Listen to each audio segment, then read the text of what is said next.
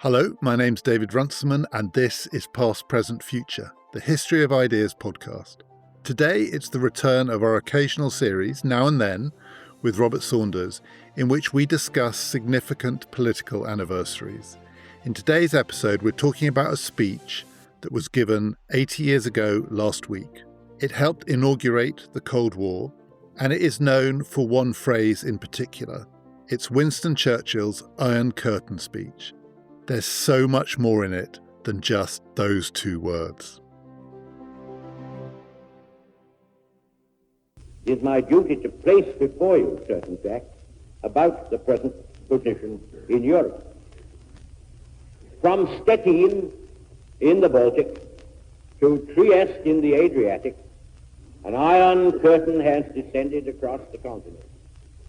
Behind that line lie all the capitals of the ancient states of Central and Eastern Europe: Warsaw, Berlin, Prague, Vienna, Budapest, Belgrade, Bucharest, and Sofia. All these famous cities and the populations around them lie in what I must call the Soviet sphere, and all are subject, in one form or another, not only to Soviet influence, but to a very high and in some cases increasing measure of control from Moscow. That is the best known passage by far in a speech that Winston Churchill gave 80 years ago this month, 80 years ago last week, on the 5th of March, 1946. It's known as the Iron Curtain speech, though the title Churchill gave it was the Sinews of Peace speech, which hasn't lasted in quite the same way. He gave it in Fulton, Missouri, at a little liberal arts college called Westminster College. Part of the, I assume, inspiration behind the invitation was a joke that Churchill made at the beginning of his speech, which is he too gained his political education in a place called Westminster. He was introduced in this tiny out-of-the-way place by the American president, Harry Truman. It was a big occasion. But it is really remembered for two words, the words Iron Curtain. And we're going to talk about that. But as with all speeches of this kind that have gone down in history because of a ringing phrase, when you encounter the speech as a whole, it's very surprising. It's a much more unusual speech in lots of ways. It's quite eccentric, as many things by Churchill were, often are. And there's a lot in it that really resonates way beyond that phrase. So, Robert, we're going to try and make sense of the speech as a whole, but we should probably start with the question of Churchill's position in March 1946. He gave this speech 8 months or so after the general election of 1945, by which presumably he was still feeling pretty bruised. He lost that election, famously, notoriously, in a resounding defeat to Clement Attlee's Labour Party. In the Sinews of Peace / Iron Curtain speech, he begins by saying he's free to speak his mind because he's essentially talking as a private citizen. Slightly disingenuously, he says all his political ambitions are behind him. He's achieved everything anyone could want to achieve in politics. And so now he can speak his mind. Truman introduced him not as a private citizen, but as a citizen of the world. But he was also still leader of the Conservative Party, leader of the opposition in Britain. He was still an active politician. And of course, as we know, he was going to be Prime Minister again. So he might say that was all over. It wasn't. How would you characterize his standing at this point? Because he's in a somewhat unusual, anomalous position for a leader of the opposition, the most famous politician in many ways in the world, maybe second only to Stalin. And yet, yes, he is a private citizen, only in the sense that he is untethered from any formal role in government. But he is also the most famous private citizen in the world. He is probably the most prestigious man on the planet at this time. Already his speeches are being studied in schools. This is somebody who is accompanied on stage, as you say, by the President of the United States. Truman actually spends 2 days travelling across America with him in a train, playing poker. It's an extraordinary interruption in the working of American government. The speech is broadcast all over over the United States. It's broadcast in the United Kingdom. It's read in Moscow and in capitals all over the world. So, on one level, this isn't just a private citizen. This is something more like a legend arriving in the United States to speak about great world affairs. But at the same time, as the British electorate has just demonstrated, it is quite possible to revere Churchill for his wartime leadership, while being absolutely convinced that he must not be allowed to set the direction for the peace. That's a view that the British electorate has expressed the previous year, and it's a view that is very widely shared in the United States too. And in some respects, the very things that people admire about Churchill's wartime leadership, his iron resolution, his exhilaration in war, his determination to cast everything in the world as a great cosmic struggle, those are the very things that mean that you might be wary of putting this man at the tiller at a new moment of danger in world affairs. So Churchill occupies a kind of ambiguous position in that he has this extraordinary microphone. He can draw a massive audience, but he cannot command the allegiance of his audience. Now, Churchill has a tremendous faith in the power of rhetoric. He believes that you can, in a sense, speak reality. So at a moment in which he's been rejected at home, when the wartime order is breaking down, when something new is struggling to be born, he has a chance to stand on the world stage again and to speak a new world order into being. So it's a big moment for himself, but he also sees it as a big moment for the world.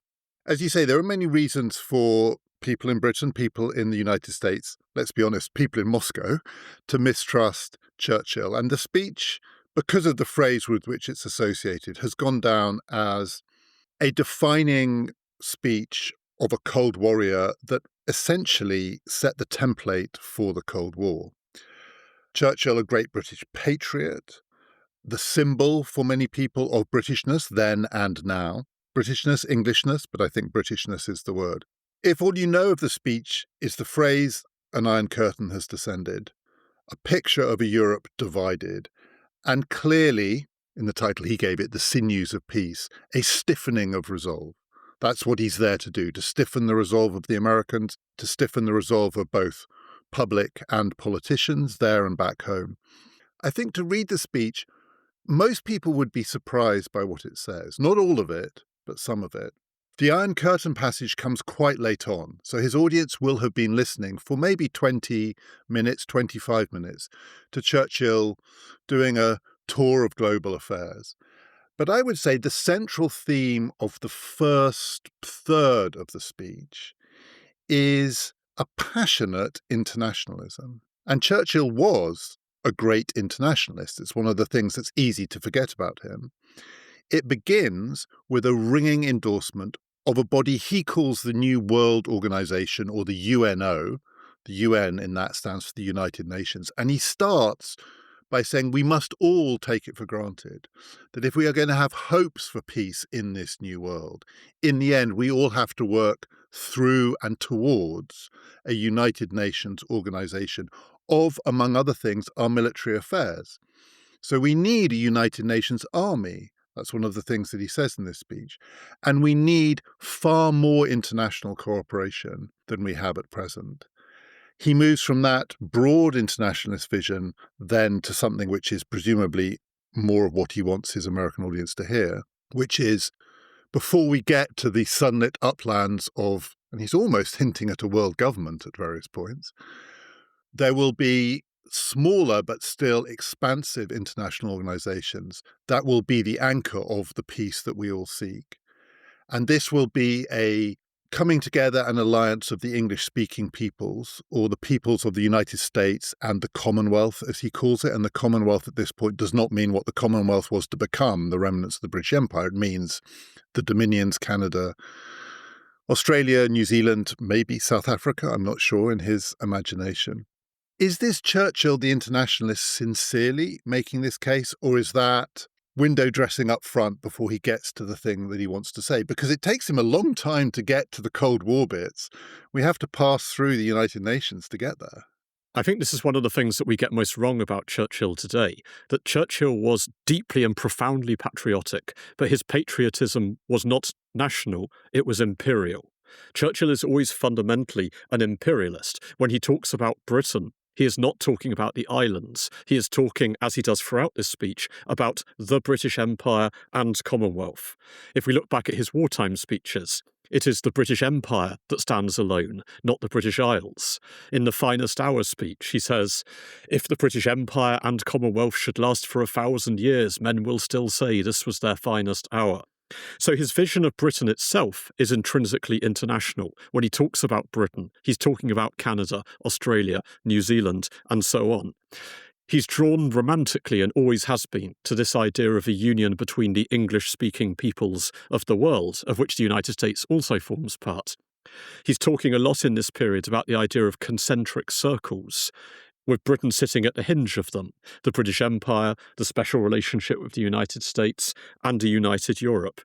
So, in a way that I think is quite difficult for us to recapture now, when Churchill talks about Britain, he is immediately talking internationally.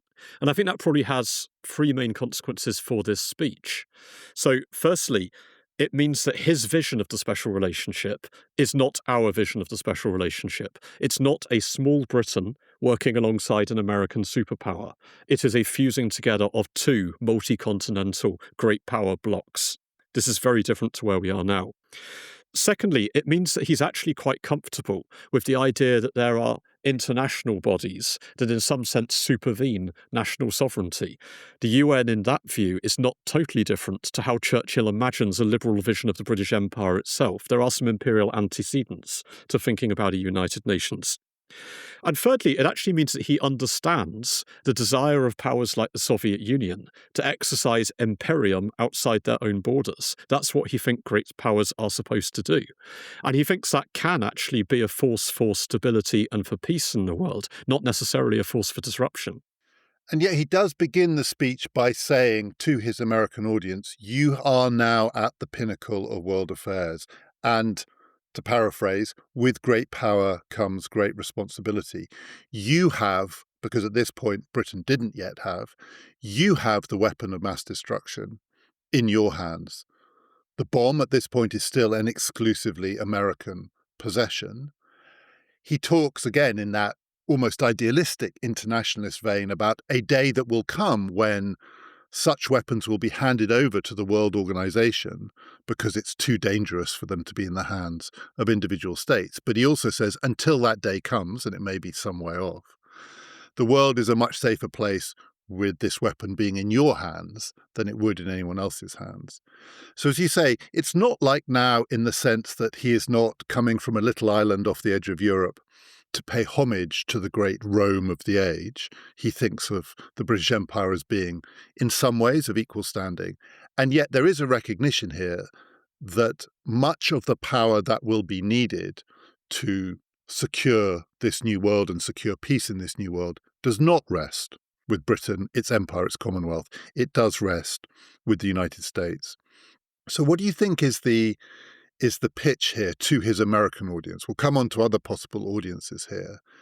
What do you think he's asking for from them?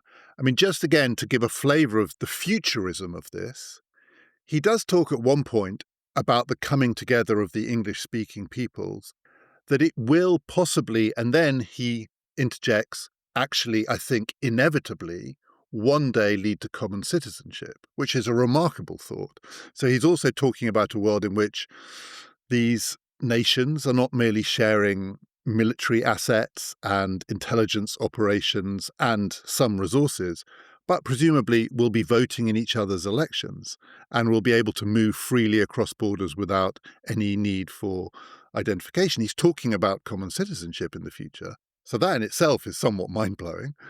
But before that, what is he asking for from the Americans? The great power of the age, as he tells them they are. I think there are probably two core pictures here. So first and foremost, this is a call to America to take on the burden of leadership, to stand before the judgment of history, to recognise its role, and to walk forward into a new role. There's a long tradition here, people like Kipling calling on America to take up the white man's burden.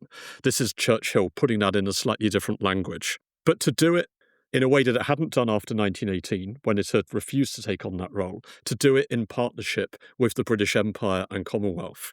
And actually, that is the part of the speech that is most controversial. The reason why this speech causes such a furore in much of the American press is because it is read correctly as a call for America to lead the world in partnership with the British Empire and its Commonwealth. One newspaper calls Churchill a great but blinded aristocrat. They see him doing what the Brits have done twice already this century, which is trying to pull the United States into a war in order to defend the power of Britain across the world. So they're very suspicious of that. And the problem that Churchill has is that he can't play down the imperial dimension of the speech because the empire is what he has to offer the United States.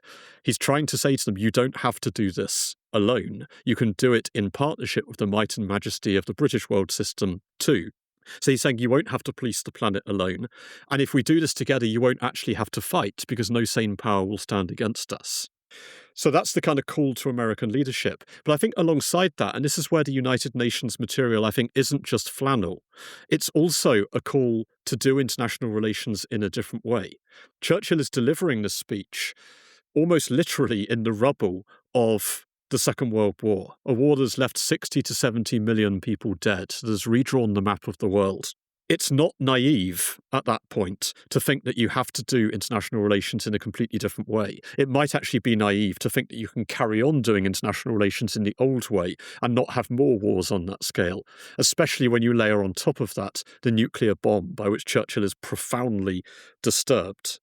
So it's a call to America to lead, but it's also a call to America to lead a different kind of world system.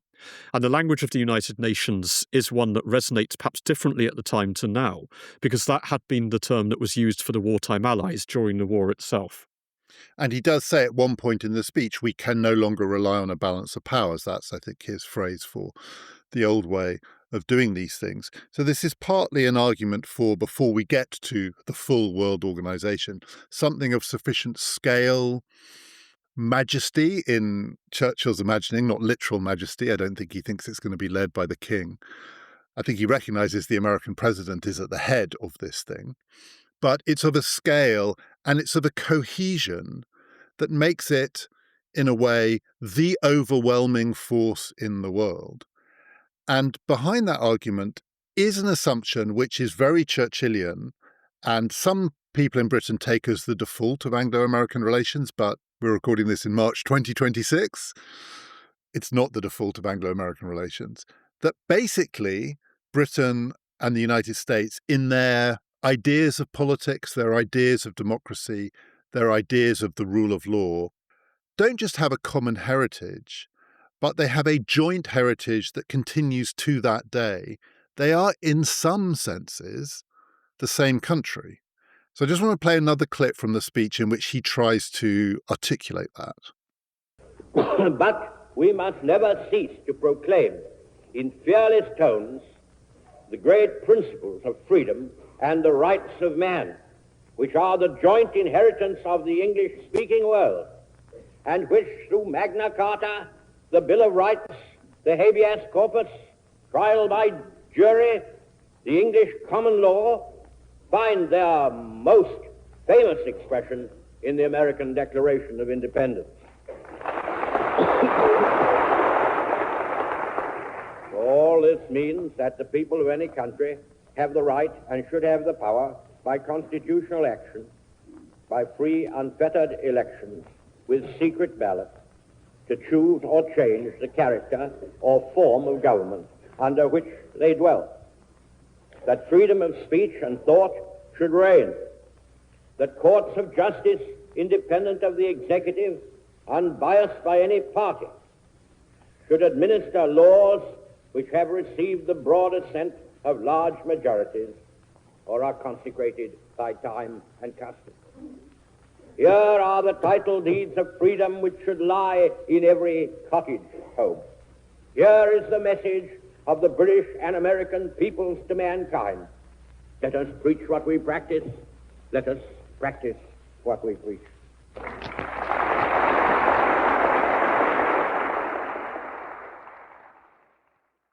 That Churchillian idea, it wasn't simply that he was a pro-American British politician.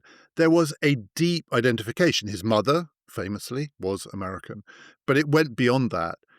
How atypical do you think that Churchillian vision in 1946, and we're going to go on and talk about this more broadly, of a sort of fusion of cultural and historical identities in the institutions of these two nations, public life and democratic life. How much of an anomaly is it? Because there is obviously another perspective on these two nations. We've talked about it a bit on this podcast. We did a couple of episodes with Helen Thompson called The Weirdness of American Power, which is to say these countries are nothing like each other. And even in their democratic makeup, in their institutional forms, in the ways in which they do politics and public life, they couldn't be more different. And yet here is Churchill saying, we need a world, 1946 and beyond, in which the Anglo-American way, as he would characterize it, in which we practice what we preach and preach what we practice, that there's no gap between us. Would you describe that in 1946 as an eccentric view? Well, Churchill was always a personality who contained multitudes. He could be many different people in different ways. And there's a side of Churchill that is intensely idealistic and romantic. And that really flares into life, I think, when he's talking about the United States. And he sees himself, in a sense, as embodying the alliance of Britain and America through his own ancestry. So he can talk lyrically, as he does in the speech, about the common heritage of Magna Carta, of religious freedom, of political institutions, of trial by jury, of a kind of common literature, a common language, a sense of themselves in the world. But there's also a Churchill who is much more hard-nosed and realistic, who recognises that American audiences are quite happy to clap for that, but it's not necessarily going to dictate how they act in the world. And he's himself been very frustrated by American policy in the past, particularly after 1918. So he knows that he has to accompany that idealistic message with something harder. And I think that's where the emphasis in the speech on British power is important and is underrated, the sense of what it is that Britain can offer. He says explicitly in the last paragraph, Britain is not just 46 million starving people in the British Isles who are still clearing the rubble of the Blitz and who are still rationing food because they can't feed themselves. Britain is a global system, and that is something that we can bring to you. And that if the two march together, they can march anywhere. They can set the fate of the world. And is that last paragraph also saying by implication, and Britain is not those 46 million people who have just elected a Labour government, and a Labour government which wouldn't see the Anglo-American relationship in quite these terms, that fusion of a romanticized ideal of the rule of law and trial by jury and Magna Carta and the rest of it. There was a different kind of governing philosophy at work in the British government at this time, and there were many people in the Labour Party who were deeply suspicious of the United States, who did think of it as another country. And indeed, in a world divided between the United States and the Soviet Union, would not, in the Churchillian way, have just said there is a fusion here that must happen in order to draw the line against this other thing. Is that there in this speech, or is that reading too much into it? So I think that's true, but I think also the Labour government in Britain can itself be quite hard-nosed about Churchill's idealism and romanticism. It is useful to them. There is a sense in which it is helpful to the British government at a moment when it is desperate for American financial support, when it is desperately trying to improve the terms of its loan with America. It's trying to keep systems built up in Lend-Lease going. It's helpful to them to have the British citizen who is most admired and respected in America over in the United States, reminding people of the sacrifices that Britain made during the war, of the things that the country might have together. So you don't necessarily have to share Churchill's romanticism to think that it might be quite diplomatically useful to Britain. The things that were to come after this speech, which were to define the early Cold War and the choices that were made in the United States, there were many, but I just want to identify three and ask you of these three, which, if any of them, you think this speech is the harbinger of. So Churchill does in the speech, as you say, remind Americans, you say almost literally in the rubble, but of course in Fulton, Missouri, you're not in the rubble. But he wants them to know he has come from a continent which is in ruins and in which people are starving. The winter of 45-46 was absolutely horrific across the continent. Bankrupt, starving, in ruins, in need of help, in need of assistance. Here is this great power which has come out of the war not merely with enhanced power, but also with significant wealth. So one thing that comes a few years later is the Marshall Plan, America committing itself to rebuilding Europe. A second thing that is associated with the early Cold War is the Truman Doctrine. The Truman Doctrine, which is going to come more than a year later, and is going to identify one of the countries that Churchill talks about in this speech as not yet having fallen under the Soviet yoke, that is Greece. When he lists all the places that are behind the Iron Curtain, he goes on to say, the one place left in early 1946 where it's still possible to think that elections might be free in that half of Europe is Greece. And eventually the Truman Doctrine would establish that Greece was one of the places where the line would be drawn. And then the third thing is containment, the idea associated with the American diplomat George Kennan, that this is going to be a long struggle.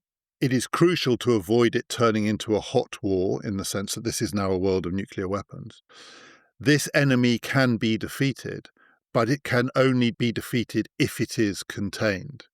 That is, we don't want to ourselves commit acts of aggression, but we absolutely have to be clear where and how we're going to draw the line.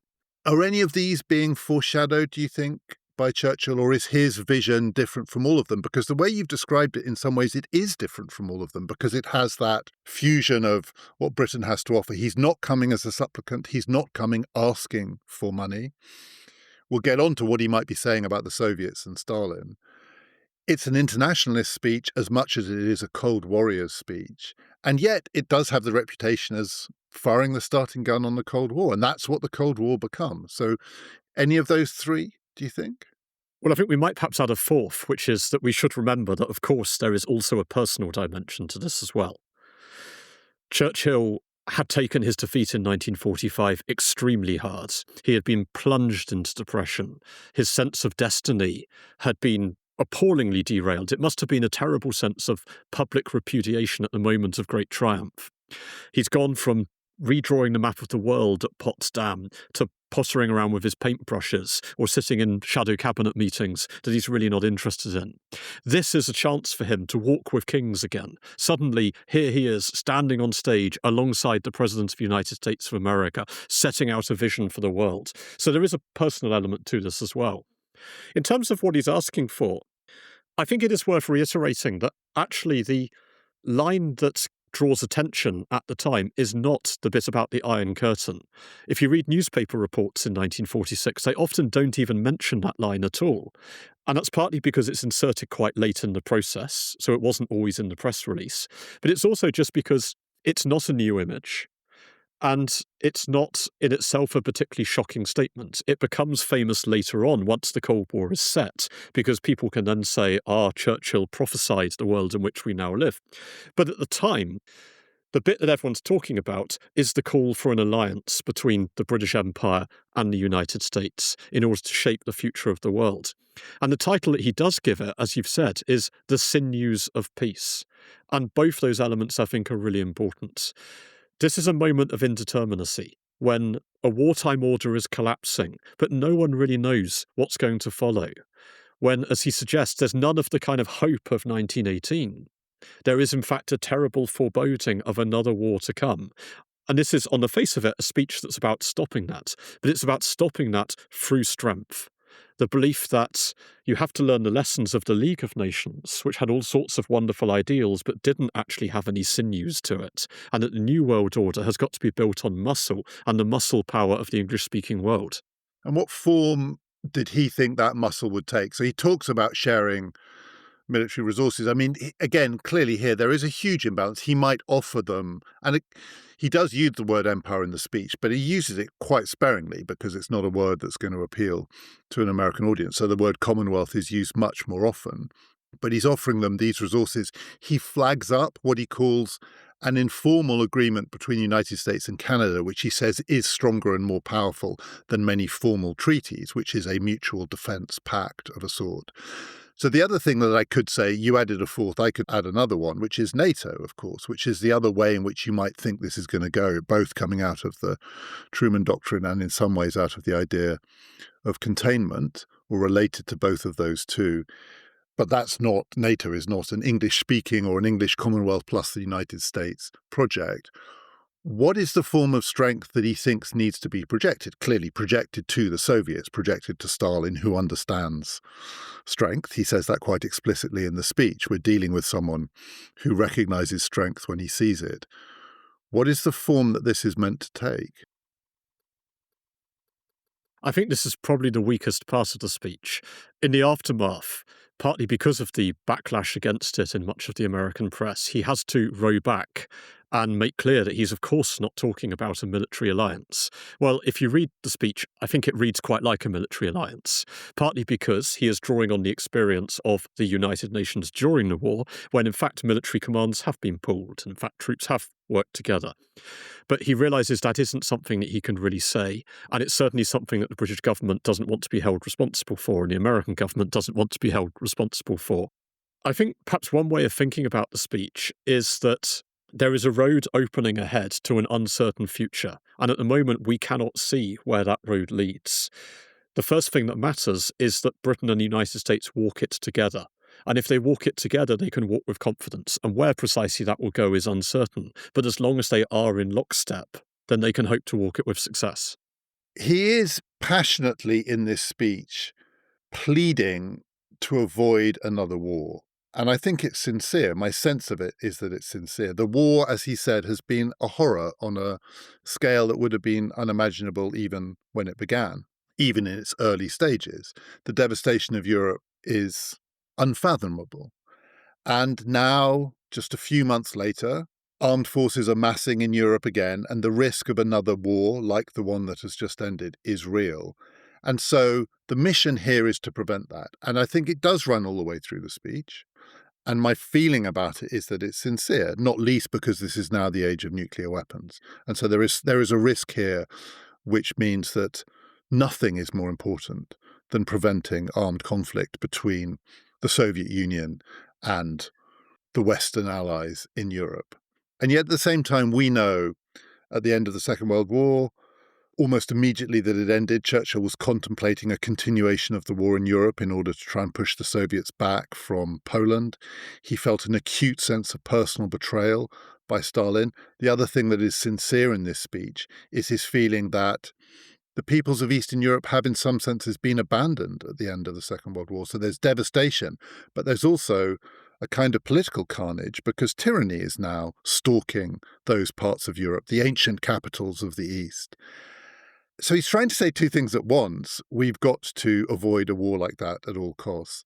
And I imagine to American ears, and I presume this is why it was so controversial, it sounds a bit like he wants a sort of alliance which risks dragging the Americans back into a hot war in Europe. I mean, after all, it was unlikely at this point that the United States was going to be attacked by the Soviet Union in its homeland. But the risks in Europe were very, very high. In his list of the capitals that have fallen behind the Iron Curtain, he includes one which only partially fell behind the Iron Curtain, that's Berlin. And the Berlin Wall, of course, to many people, they came to imagine that's literally what the Iron Curtain was. It was a sort of physical manifestation of the curtain. The other one, interestingly, is Vienna. He lists Vienna as one of the ancient European capitals that's fallen behind the Iron Curtain, is now in the sphere of Soviet influence. Well, that turned out to be incorrect. Eventually, it was extricated from the sphere of Soviet influence. And in 1946, it certainly wasn't clear that it was a Soviet-dominated city. It, like Berlin, had multiple competing powers claiming authority over it. But for that reason, Vienna, as much as Berlin, looked like it might be where a war would start. Do you think this speech to American ears risked sounding like the thing that they had always feared, which is you rescue the Europeans and the first thing they want to do is drag you back into their next war? That's definitely the cloud of suspicion that always hangs around Churchill in this period, and particularly in an American context, because they've seen it before. American policymakers in particular haven't forgotten that Churchill spent much of the period after 1918 trying to persuade the United States to fight inside the Soviet Union in the civil war that follows 1917 to destroy the Bolsheviks, and that he had written excoriating pieces about Woodrow Wilson and his failure to take on the role that he was casting America for at that time. More broadly, I mean, Churchill's critics aren't wrong to say that he is exhilarated by war, that he sees war as an agent of history, as an arena in which greatness is tested. But he also actually does have a very powerful fear of war. He has a respect for its power. He sees war like a kind of great fire, that once it's lit, it is very difficult to control. It's very difficult to be sure where it's going to go. So Churchill combines a kind of enthusiasm for war with a terrible sense of what might happen if it begins. And in that sense, I think the title of the speech, the emphasis on peace, is not dishonest. I think that is absolutely central to Churchill. And what I think makes sense of the speech is he does think that Stalin and the Soviet Union are essentially rational actors. He doesn't make the mistake of looking at Stalin and thinking, oh, there's Adolf Hitler, in the way that so many successive leaders look at Nasser in the 1950s or Saddam Hussein and think, that's Adolf Hitler. He's worked with Stalin. He's got drunk with Stalin. He recognizes, I think, in Stalin some of the same kind of imperial ambitions that he sees in himself. And he goes out of the way in the speech to say that he wants to see the Soviet Union strong, powerful, honoured, with secure borders. And it can have those things. But the best way to ensure that it doesn't push beyond its sort of legitimate space is to make clear the consequences of that, to put up a barrier so powerful that war will never happen because the risks of war for the Soviet Union are simply too high. And that, to me, was one of the most surprising things about the speech. So for a speech that has a reputation as being an early but definitive Cold Warriors statement of the battle that now has been joined with the Iron Curtain, dividing the two sides, in later iterations of a kind of Cold Warrior mindset, and then after the end of the Cold War, if you think of the ways that people talk about Russia now, talk about Putin, the two things that go together is, on the one hand, this regime and often its leader, these are the forces of evil. So it is put in the language of good and evil, not just good and bad, but good and evil. But the real danger here is they're so unpredictable. So Putin, by the people who want to excoriate him in these terms, is routinely described as evil and flaky, basically. And this is literally the opposite of that. So he, as you say, nowhere in this speech wants to couch the Soviet Union as an evil empire. And as you implied earlier, he has some sympathy for the empire bit of the Soviet Union. And this man is the man with whom they have just won the war. He has worked with him, as you say. He describes him as a man he's worked with. He is an ally. And in that discussion of the future internationalization, the sunlit uplands of a peaceful world, it includes fraternization with the peoples of the Soviet Union. It doesn't include putting them on the other side. So this is not in the language, sort of Manichaean language of good and evil, but these people are predictable. We know what they're about now in a way that we might not have known a year earlier, when the war was still ongoing. But as soon as the war in Europe came to an end, they did the thing that we now know they are going to do, which they tried to extend their influence. And everywhere they do extend their influence, they do it in a particular way, which is to stifle democracy, free elections, or to have sham elections and to ensure that their people win. So we completely know what these people are about.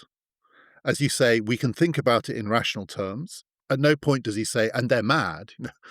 Look at what they're doing in Bulgaria or Hungary. It's insane. No, it's completely rational and to be expected. But it's the world that we now have to live in, and it's the world that we have to deal with. So for a Cold Warrior speech, it's actually, again, quite unusual, I think, in the language it uses about the Soviet Union and about Stalin personally as well. In some ways, the Labour government at Lee Bevin were more scathing and sceptical of Stalin personally than Churchill ever was. Yes, and I think that casts an interesting light on his role in the post-war conferences at Tehran and Yalta and then the first part of Potsdam, that the concessions that are made to the Soviet Union in those conferences are not simply a product of weakness. They are partly a product of weakness, that Soviet troops are in those places already and it's going to be very difficult to get them out again. But they're not solely a product of weakness. It's also actually a recognition on Churchill's part, or a belief on Churchill's part, that there are sort of legitimate demands on the part of the Soviet Union as a great power, which should be satisfied, and which, if they are satisfied, can become the basis of a grand settlement between East and West.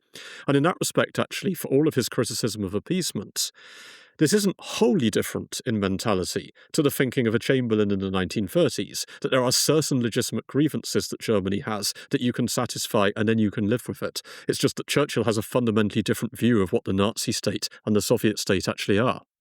And you say there are echoes in a way of appeasement, but also in the speech, in another startling passage, Churchill goes out of his way to draw the parallel, and he says to his American audience, but presumably also to his audience back home, that this is in some ways a rerun of the 1930s. Let's just play this extract. This comes much nearer the end of the speech.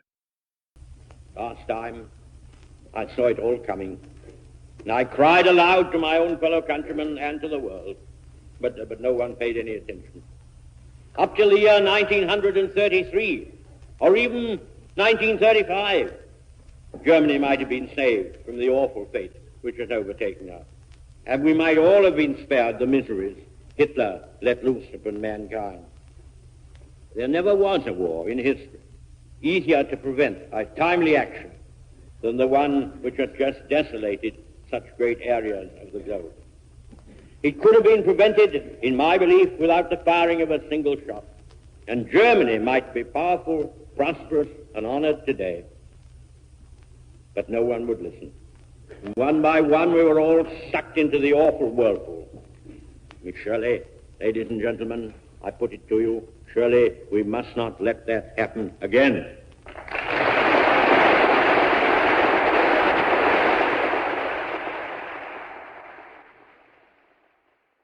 It's an astonishing passage. One of the things that's astonishing about it is the brazenness with which he says, if you'd listened to me in 33 or even in 35, none of this needed to have happened. Germany would now be peaceful and prosperous. So in 1935, Germany was being ruled with an iron fist by Adolf Hitler. So we're talking about Hitler's Germany. He's not saying we should have stopped Hitler coming to power. Even in 1935, if we had done something, and it's not completely clear to me what he is saying that thing is, and this is in some ways the riddle at the heart of this speech, he's saying we need to do the thing in 1946 that we failed to do in 1936, which is to stop this thing leading us to war.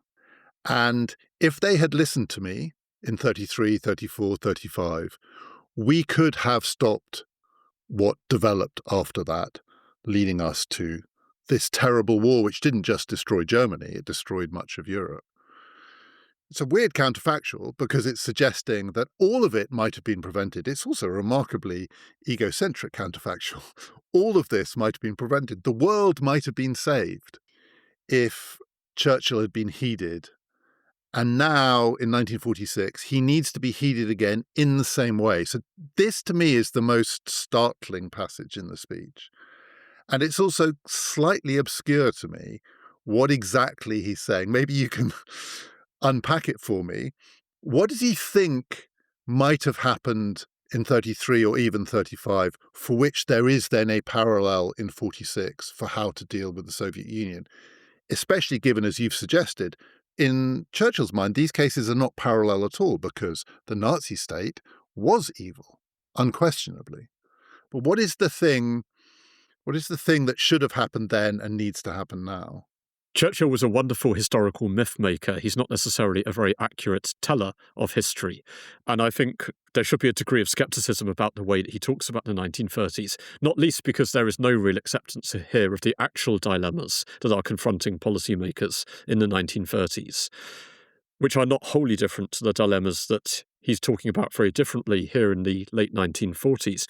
If there is a difference, though, perhaps it might again be about the role of an international organisation. And that's another reason why I think we do need to take the UN passages seriously. That if there's a difference, it's in the failure of the League of Nations to provide any meaningful form of collective security in the continent of Europe, that it doesn't actually have teeth.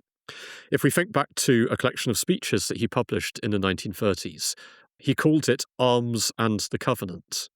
And that's not a dissimilar pairing to the Sinews of Peace. It's the idea that the covenant, by which he means the League of Nations covenant, this hugely idealistic document, must be accompanied by arms in order to make it potent, and that had been the element that was missing in the 1930s.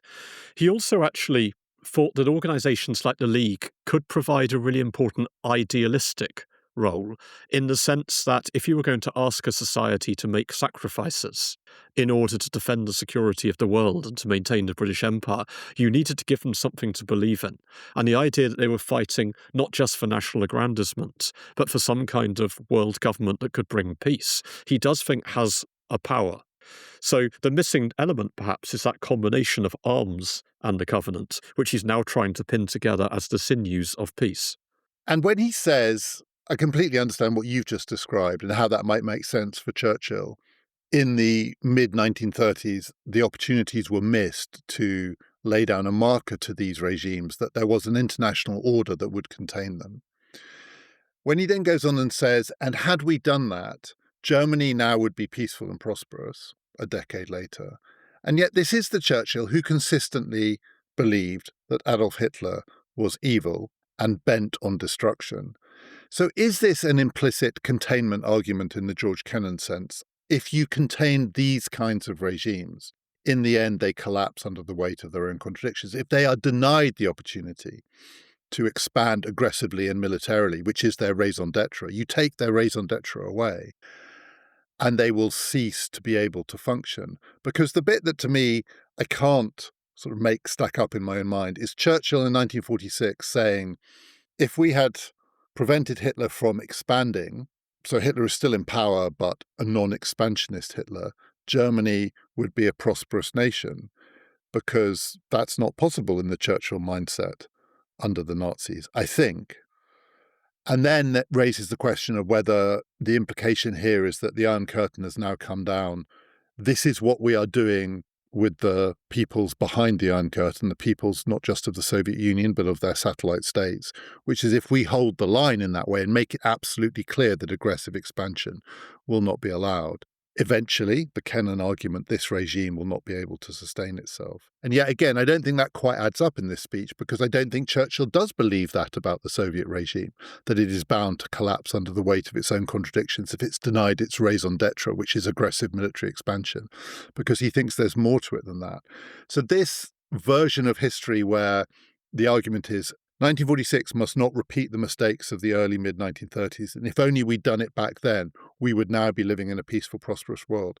Frankly, when I read that bit, I just thought, that doesn't work. I think it's probably a mistake to look too hard for a route map in this speech, for two reasons, one relating to Churchill's own personality and one relating simply to the time itself. So firstly, Churchill himself was very much a man of kind of vision and ethos rather than necessarily granular detail. It's a constant complaint of his ministers during the war that they cannot get him to focus on what the post-war world will look like. And what they mean by that isn't just planning for the welfare state. They actually mean what a United Nations organization might be, what the relationship between the powers are, what role Britain's going to play in the world. He's not particularly focused on that kind of detail. But also, as I said before, I think this is a peculiarly uncertain moment. We know what comes next. We know that the world is starting out on the road of the modern Cold War. He doesn't know that, nor do any of his audience. They're still at a moment when it's not clear whether the United Nations will really come into existence and work properly at all. They don't know whether the United States is going to stay engaged in the world or whether it's going to retreat from it in the way that it did after the First World War. They don't know what the Soviet Union is going to do next. Nobody can be sure what the future of Germany is, whether there's going to be an attempt to rebuild Germany as a great power. So in a sense, everything is shrouded in darkness at this point. So for Churchill, it's more about a kind of beacon than a map. It's that we mustn't repeat the mistakes, not just of the 1930s, but of the 1920s. We mustn't repeat the era by which the United States stands outside the New World Order and allows it to crumble from its own internal contradictions. That, I think, is more the message than, and this is precisely how we're going to bring peace about. So now let's talk about the image for which the speech is known. As you said, it wasn't in earlier drafts, wasn't in press releases. It's often thought to be a coinage of Churchill's. It absolutely wasn't. It had been used quite often. The image, as I understand it, comes from the theatre. The Iron Curtain is the safety curtain. That's another phrase for it, the one that was brought down to protect the audience from fire. But also because it's described as an Iron Curtain. I think if this had been the safety curtain speech, it wouldn't have worked. So that was definitely the right choice. But the image of iron is also, I think, that you can't see through it. It's not a curtain that flaps in the wind that can swing open. This is something rigid, non-transparent. And again, it's an unusual image in that respect. Powerful, certainly, but unusual, because it doesn't quite fit with the tone of the speech. Because Churchill is not saying, this curtain has descended across the centre of Europe. These great cities are now behind it, and so we are now in the dark as to what is going on there. We know exactly what is going on there. He then describes all the things that are going on there. The ways in which the Soviets behave in these places are known and predictable. So how do you read the image itself, and how do you read its power? Because it is certainly the case that from this speech, Churchill didn't coin, but deployed a phrase that became one of the defining political ideas of the second half of the 20th century, and established in most people's minds that something rigid has been established in Europe, which will take an awful lot to bring down. How do you read the image? So, as you say, it's actually an image from the theatre. And Churchill has quite a theatrical mind. So I think there is a certain sense here of a curtain descending on a particular act of history. And you don't know what's happening behind the scenes. You don't know how the furniture is being moved or how the set is going to look if and when it rises again. And in that respect, I do think it's more an image about uncertainty than it is about division. And yes, we know in broad terms what is happening behind. We know why the curtain is there, but we don't know what's happening inside those governments. We've lost our kind of sense of communication. And it's interesting, I think, that one of the few cartoons that does pick up on that image straight away shows Churchill crawling at the bottom of that curtain and just lifting it up and trying to peek underneath. So I think it is read at the time as a metaphor about darkness and closing off your sight. In terms of its power, I mean, in a way, this is a vindication of Churchill as a rhetorician. It's very striking. At the start of the speech, he says, "It was at Westminster that I received my political training in rhetoric and dialectics." And he always regards those two things as absolutely central to the role of being a politician. And he understands that if you launch a speech out into the world and it has enough kind of rhetorical resources within it, its meaning will change. There are different parts of it that will shine at different points in time. So the speech becomes the Iron Curtain speech rather than the Sinews of Peace speech once the course of the Cold War is set, once the dominant image of the Cold War does become East and West facing off against one another with the literally physical line of the Berlin Wall running between the two of them. And at that point, you can say this is Churchill the prophet, that just as he stood up in the 1930s and talked of the falling darkness of Nazism, so in 1946, he was the first to see the new course of the world. So in some sense, it's a stroke of luck, but he makes that luck because of his extraordinary skill with language. I do remember as a child being astonished to discover that the Berlin Wall didn't run all the way down Europe from north to south. Two things I was astonished by.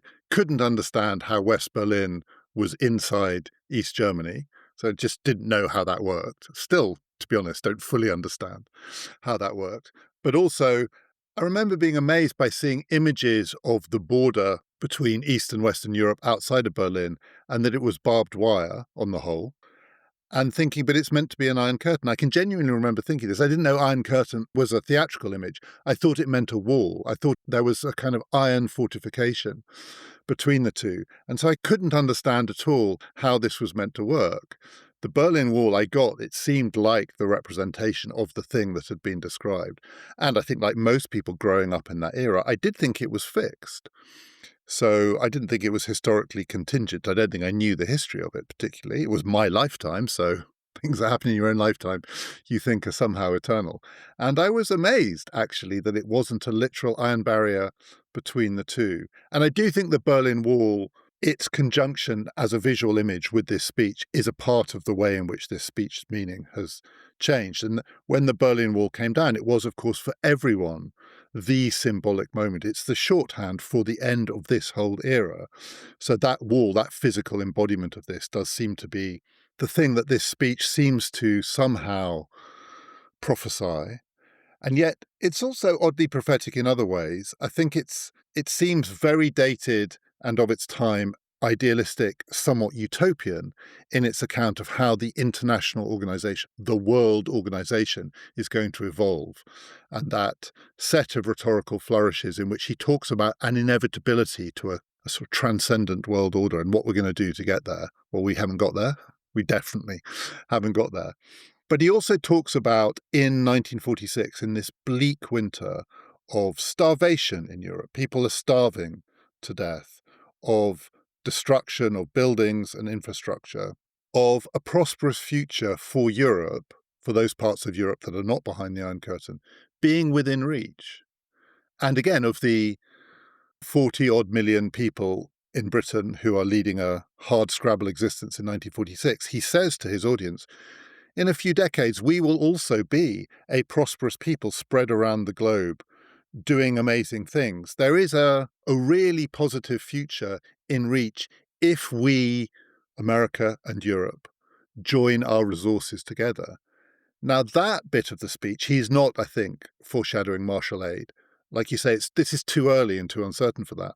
But that bit of the speech is somewhat prophetic. After all, in 1946, the prospect of a prosperous Western Europe, a prosperous, as it was going to be, West Germany, a prosperous France, an extraordinarily prosperous Belgium and the Netherlands, even a prosperous Italy, eventually a prosperous Spain, within decades, that probably looked more utopian than the world organization bit. Turns out, with hindsight, it's the other way around.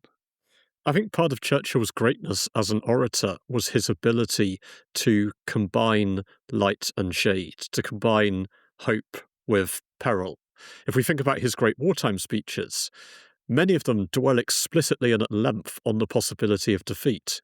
We will fight them on the beaches. We will fight them on the landing platforms. This is a story about retreat in the face of an invasion. And if our island should fall, then we will move across to the Empire and we will fight them there.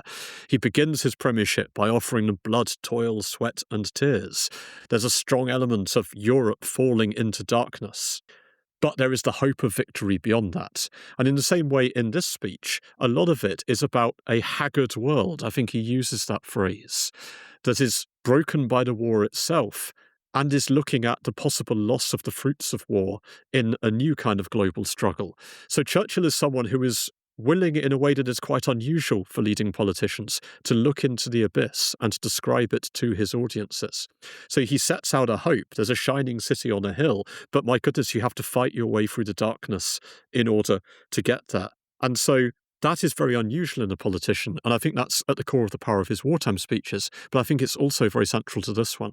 And yet it's not just a hope, a city on the hill. What I took from this speech was his not practical roadmap for this, but his sense that this stuff is nearer, closer within reach than you might think.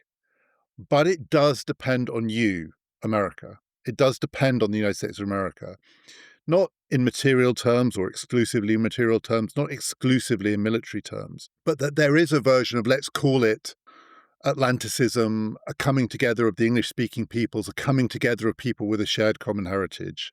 And people are going to disagree about what that heritage is. A lot of people would say that this was a profoundly hypocritical speech because it talked about the empire as though the empire was founded on the same principles as the United States government, rather than being a place of imperial domination. But nonetheless, if these things could come together after this terrible war, first of all, this one need not become another hot war. It need not become another European war, and it didn't. And second, prosperity, not just peace, but prosperity, are much nearer within reach than you might think. And some of the bits of this speech, when I read them, because I'd never read it before, we were going to have this discussion, so I came to it fresh, astonished me in their oddness, and frankly, some of them in their fraudulence, I'm going to call it. But it's also prophetic. It genuinely is prophetic in some ways. I mean, maybe if you're Churchill and you throw all these ideas out there, some of them are going to be fraudulent and some of them are going to be prophetic. That's one of the ways to be a good prophet, which is to say enough different things in different ways that some of them are bound to come true. But still, this was a vision of something, and it may be, as people talk now, a vision of something which is only now, in the third decade of the 21st century, coming to an end, of an Atlantic alliance and a form of Atlantic cooperation, mutual defense, but also economic intertwining, that will produce more prosperity and more peace than the world has ever seen. And it is true, if you were a West German citizen, a French citizen, a British citizen in these years, that's true. These were the golden years.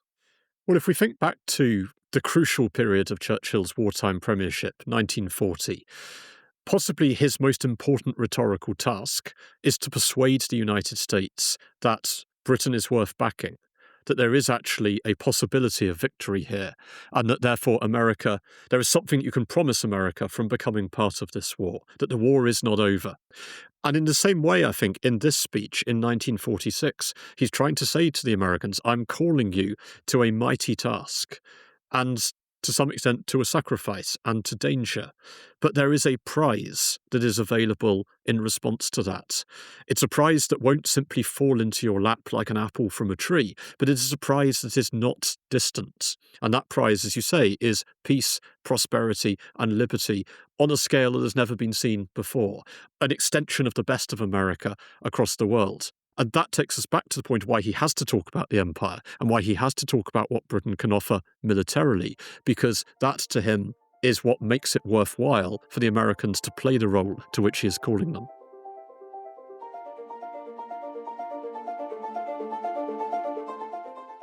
A reminder that the bonus episode to accompany our recent series with Luke Kemp about societal collapse is available for you now on PPF+. It is Luke's story, how he came to think about the world the way he does. To get all our bonus episodes, join PPF+ now. Click on the link in our show description, go to our website, ppfideas.com. It's £5 a month, £50 a year, and we really value your support. And another reminder that the first film in our new film season at the Regent Street Cinema in London is happening next Thursday. The film is Metropolitan. I'm going to be speaking to the writer and journalist James Marriott about that film. It is his favourite. A few tickets are still available. And then there are other films coming up too. The South Park movie, The Third Man, Good Night and Good Luck, Never Let Me Go.